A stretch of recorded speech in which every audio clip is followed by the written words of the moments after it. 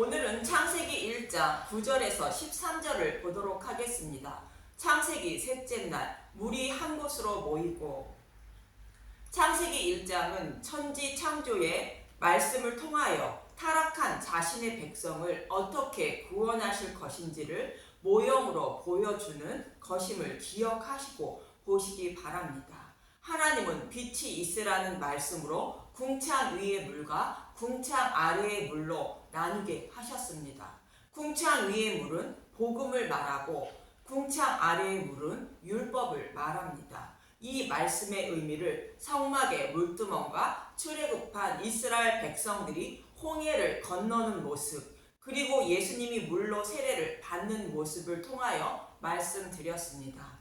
그리고 오늘은 창세기 셋째 날을 말씀하고 있는데 본문 9절에서 10절을 보면 창세기 1장 9절, 하나님이 이르시되 천하의 물이 한 곳으로 모이고 묻이 드러나라 하시니 그대로 되니라. 하나님이 묻을 땅이라 부르시고 모인 물을 바다라 부르시니 하나님이 보시기에 좋았더라. 하나님은 천하의 물을 한 곳으로 모이라 하여 바다를 이루게 하시고 묻을 땅이라 부르고 있습니다. 여기서 바다의 영적 의미는 사탄이 다스리는 나라를 상징합니다. 묻힌 땅은 하나님이 자신의 백성을 양육하는 곳을 말하는데 사탄이 다스리는 나라인 바다와 하나님 백성을 양육하는 땅을 구분하셨다는 것입니다. 이렇게 땅과 바다를 구분한 셋째 날은 예수님이 죽으시고 부활하셨다는 뜻입니다. 창세기 셋째 날을 잘 설명하고 있는 곳은 계시록 12장의 말씀인 5절에서 6절, 13절에서 17절을 봅니다. 계시록 12장 5절, 여자가 아들을 낳으리니 이는 장차 철장으로 만국을 다스릴 남자라. 그 아이를 하나님 앞과 그 보좌 앞으로 올려가더라. 여자가 아들을 낳는 것은 구약 교회인 여자를 통하여 예수님이 오실 것을 말합니다. 예수님이 죽으시고 부활 승천하셔서 하나님 우편에 앉으시고 만국을 다스리는 모습을 말씀하고 있는 것입니다. 그리고 하나님이 예비하신 땅이 있다는데 계시록 12장 6절, 그 여자가 광야로 도망하매 거기서 1260일 동안 그를 양육하기 위하여 하나님께서 예비하신 곳이 있더라. 그 여자가 광야로 도망했다는 것은 출애굽한 이스라엘 백성들이 홍해를 건너 광야로 도망하는 모습과 같은 것으로 여자가 양육받기 위하여 하나님이 예비하신 땅으로 간 것을 말합니다. 사탄이 보기에는 자신의 노예가 도망한 것입니다. 그리고 1260일은 42달, 42대, 3년 반, 한때, 두때, 반때와 같은 의미로 하나님 백성이 양육받는 기간을 말합니다. 광야 이스라엘 백성이 42년 동안 광야에서 훈련을 받는 모습과 같은 의미입니다. 마태복음 1장에서 42대 만에 예수님이 오시는 모습과 같은 의미인 것입니다. 계시록 12장 13절, 용이 자기가 땅으로 내쫓긴 것을 보고 남자를 낳은 여자를 박해하는지라. 예수님이 부활 승천하시기 전에는 사탄이 하나님 옆에 있으면서 하나님 백성의 죄를 고자질했는데 예수님이 십자가에서 사탄의 머리를 밟으심으로 하나님 곁에서 추방된 것입니다. 계시록 12장 14절, 그 여자가 큰 독수리 두 날개를 받아 광야 자기 곳으로 날아가 거기서 그 뱀의 낯을 피하여 한때와 두때와 반때를 양육받으며. 그 여자는 예수님을 낳은 교회를 말하는데 애굽에 있던 이스라엘 백성을 광야로 안전하게 인도하신 것처럼 하나님 백성을 양육하기 위한 땅인 광야로 하나님이 안전하게 옮기셨다는 것입니다. 출애굽기 19장 4절, 내가 애굽 사람에게 어떻게 행하였음가? 내가 어떻게 독수리 날개로 너희를 업어 내게로 인도하였음을 너희가 보았느니라. 그런데 6절에는 여자가 광야로 도망했다고 하고 14절은 하나님이 옮기셨다고 말하고 있는 것은 사탄의 입장과 하나님의 입장에서 본 말씀입니다. 여기서 한 때와 두 때와 반 때는 3년 반이며 개월로 42달이며 일로 계산하면 42달 곱하기 30일은 1260일이 됩니다. 그래서 이러한 날수는 광야 훈련 기간을 상징하는 숫자입니다. 내 자신이 예수님을 아는 인생 기간을 말합니다. 이처럼 사탄은 자신의 노예를 빼앗겼는데 가만히 있지 않습니다. 15절을 봅니다. 계시록 12장 5절. 여자의 뒤에서 뱀이 그 입으로 물을 강같이 토하여 여자를 물에 떠나려 가게 하려 하되, 사탄인 뱀인 여자인 교회를 물에 떠나려 가게 하려고 한다는 것입니다. 사탄이 토하는 물은 궁창 아래의 물인 다른 복음을 말합니다. 다른 복음으로 하나님 백성을 유혹하여 구원받지 못하게 한다는 것입니다. 뱀이 하와를 유혹한 것처럼 누룩이 섞인 다른 복음으로 하나님 백성을 유혹한다는 것입니다. 유대인들처럼 성경에서 복음인 메시아 언약을 찾아내지 못하고 문자로 그대로 보아 율법의 행위로 의롭다 여김을 받아야 한다고 가르치는 것이 사탄이 토하는 물인 것입니다. 그러나 하나님이 택하신 자신의 백성은 절대로 빼앗기지 않는다는 것입니다. 계시록 12장 16절. 땅이 여자를 도와 그 입을 벌려 용의 입에서 토한 강물을 삼키니, 사탄이 토한 물을 땅이 삼킴으로 여자인 교회를 보호하시는 모습인데, 궁창 위의 물인 복음을 깨닫게 하심으로 다른 복음에 흔들리지 않게 하시는 것을 말합니다. 계시록 12장 17절. 용이 여자에게 분노하여 돌아가서 그 여자의 남은 자손 곧 하나님의 계명을 지키며 예수의 증거를 가진 자들과 더불어 싸우려고 바다 모래 위에 서 있더라. 사탄은 언제든지 하나님 백성을 넘어뜨리려고 우는 사자처럼 두루 다니며 삼킬 자를 찾는 모습인 것입니다.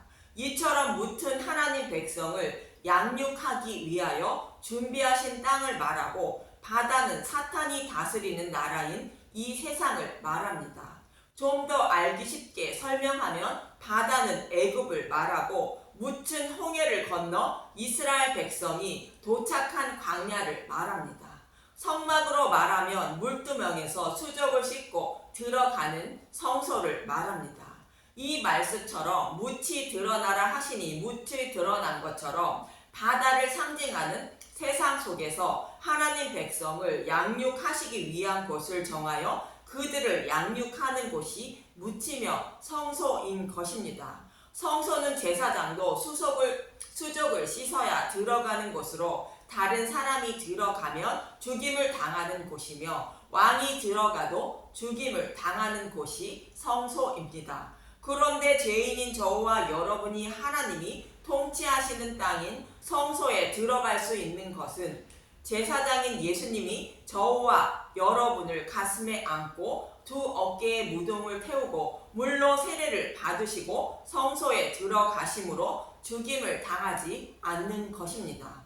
그럼 하나님 백성을 양육하는 땅에는 무엇이 있는지 본문 11절에서 12절을 보도록 하겠습니다. 창세기 1장 11절. 하나님이 이르시되 땅은 풀과 씨 맺는 채소와 각기 종류대로 씨 가진 열매 맺는 나무를 내라 하시니 그대로 되어 땅과 풀과 각기 종류대로 씨 맺는 채소와 각기 종류대로 씨 가진 열매 맺는 나무를 내니 하나님이 보시기에 좋았더라.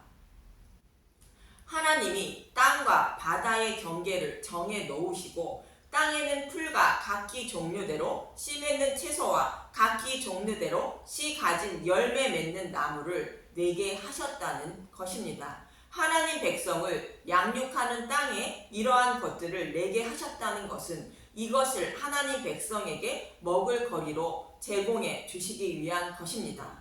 창세기 1장 29절에서 30절을 보면 창세기 1장 29절. 하나님이 이르시되 내가 온 지면에 씨 맺는 모든 채소와 씨 가진 열매 맺는 모든 나무를 너희에게 주노니 너희를 너희의 먹을 거리가 되리라. 또 땅의 모든 짐승과 하늘의 모든 새와 생명이 있어 땅에 기는 모든 것에서는 내가 모든 푸른 풀을 먹을 거리로 주노라 하시니 그대로 되니라.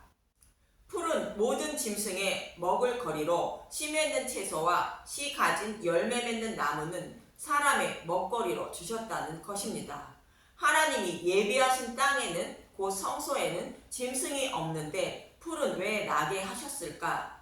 여기서 풀은 데세라는 히브리어로 꽃이 피지 않고 씨도 없고 열매가 없이도 번식하는 것을 말하는 것으로 어리고 부드러움을 의미하는 것인데 예수님을 곧 복음을 전혀 알지 못하는 상태를 말합니다. 그리고 씨 맺는 씨 가진 씨의 씨는 제라라는 히브리어로 파종하기 위한 씨를 맺음을 말하는 것이며 육체적으로는 자손, 아이라는 뜻으로 여자의 후손으로 오실 예수님을 뜻하는 단어로 복음의 말씀을 말합니다. 그래서 하나님 백성을 양육하는 곳에 이러한 것들을 나게 하신 것은 자신의 백성을 양육하시기 위한 양식들로 출애굽한 이스라엘 백성들이 시내산에서 받을 율법을 상징하는 것입니다. 율법 속에는 복음이 숨겨져 있고 율법의 근원은 메시아 언약인 복음임을 말씀드렸습니다. 마태복음 21장 18절에서 28절에 무화과 나무가 마르다라는 말씀을 참고 바랍니다. 율법은 율법을 상징하는 십계명과 복음을 상징하는 제사 제도로 이루어진 것이며 아직 복음을 모르는 사람은 하나님 앞에 짐승에 불과하다고 성경은 말합니다. 그래서 복음을 알기 전에는 짐승이 먹는 풀인 십계명을 곧 율법을 먹어야 한다는 것으로 율법을 기초로 점차 복음의 말씀을 깨닫기 시작하여 씨 맺는 채소와 씨 가진 열매 맺는 나무를 먹고 믿음이 자라 믿음의 백성이 되는 것입니다. 율법을 통하여 죄인임을 깨달아 복음을 상징하는 그리스도께 인도함을 받아 생명을 얻게 하시기 위하여 율법을 주셨다고 성경이 말하고 있는 것과 같은 것입니다. 갈라디아서 2장 24절, 갈라디아서 3장 24절, 이같이 율법이 우리를 그리스도께로 인도하는 초동교사가 되어 우리로 하여금 믿음으로 말미암아 의롭다 함을 얻게 하려 함이라. 그래서 처음으로 예수님을 믿기 시작한 사람은 부정한 짐승인 나귀와 같은 자로 먼저 풀을 곧 율법을 먹기 시작한 것입니다. 바다를 상징하는 세상에 사는 사람들은 하나님 눈으로 보시기에 모두 짐승에 불과한데 그들 중에 택하신 자들을 광야로 옮기면 복음을 깨닫기 전까지는 짐승이므로 그들에게 먼저 먹일 풀을 나게 하신 것입니다. 그런데 풀을 곧 율법을 먹고도 믿음에 이르지 못한 사람을 히브리서 5장 12절에서 14절은 이렇게 말합니다. 히브리서 5장 12절, 때가 오래되었으므로 너희가 마땅히 선생이 되었을 터인데 너희가 다시 하나님의 말씀의 초보에 대하여 누구에게서 가르침을 받아야 할 처지니 단단한 음식은 못 먹고 젖이나 먹어야 할 자가 되었도다. 복음을 모르고 율법에 갇혀있는 유대인들을 말합니다. 아직도 영적으로 어린 자들이 먹는 젖이나 먹고 있다고 말하는 것으로 율법 속에 숨겨진 복음을 깨닫지 못하고 율법에 머물러 있는 것을 말합니다. 유대인들은 풀이나 먹는 짐승에서 벗어나지 못하고 있다는 말씀인 것입니다. 히브리서 5장 13절, 이는 젖을 먹는 자마다 어린 아이니 의의 말씀을 경험하지 못한 자요 단단한 음식은 장성한 자의 것이니 그들은 지각을 사용함으로 연단을 받아 선악을 분별하는 자들이니라. 복음을 알지 못하는 자를 젖이나 먹고 있는 자라 말하는 것으로 풀이나 먹고 있는 짐승에서 벗어나지 못했다는 것으로 믿음에 이르지 못했다는 것입니다. 단단한 음식은 씨 가진 채소와 열매 맺는 나무를 먹는 것으로 복음의 말씀을 깨달은 것을 말하는데 복음을 깨달은 사람은 선악과를 분별한다는 것입니다. 선은 복음을 깨달아 예수님을 믿는 자를 말하고 악은 복음을 깨닫지 못한 예수님을 배척한 자를 말합니다. 그럼 성막의 모습으로 본문 11절에서 12절의 말씀을 살펴보면 출애굽한 이스라엘 백성들이 물두멍을 지나 성소에 들어간 모습을 묻힐 땅이라 부르는 것이라 말씀드렸는데, 성막의 성소에는 떡상과 향단과 등잔대가 있고 그 중에 떡상의 떡은 곧 진설병, 예수님의 살과 피를 상징하는 복음의 말씀을 말합니다. 이 진설병은 오늘 본문에서 땅이 풀과 씨 맺는 채소와 각기 종류대로 씨 가진 열매 맺는 나무를 내는 것을 말합니다. 예수님이 십자가에서 죽으심으로 생명의 떡을 준비해 주신 것을 말합니다. 그럼 떡상의 떡은 언제 바꾸어 주시는지 레위기 24장 8절을 봅니다. 레위기 24장 8절, 안식일마다 이 떡을 여호와 앞에 항상 진설할지니 이는 이스라엘 자손을 위한 것이요 영원한 언약이니라. 떡상의 떡은 안식일인 토요일날 바꾸어 주는 것으로, 금요일 해질 때 예수님이 죽으심으로 예수님의 살과 피를 안식일인 토요일에 바꾸어 줄 수 있는 것입니다. 전해지는 말에 의하면 레위 지파의 가르무 가문이 진설병을 만들었다고 전해지는데, 예수님이 죽으시고 금요일날 만들고 매주 안식일에 바꾸어 지었다고 말합니다.